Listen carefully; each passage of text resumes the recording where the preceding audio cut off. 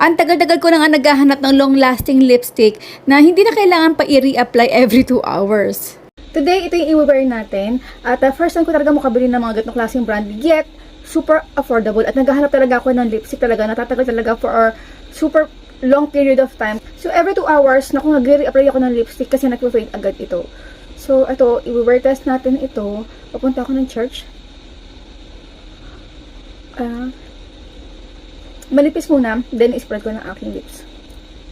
Matte siya, matte finish, pero napaka-smooth at hindi siya nag-dry talaga. Then, second layer.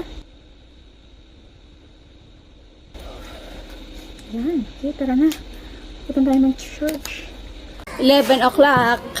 12:43 p.m.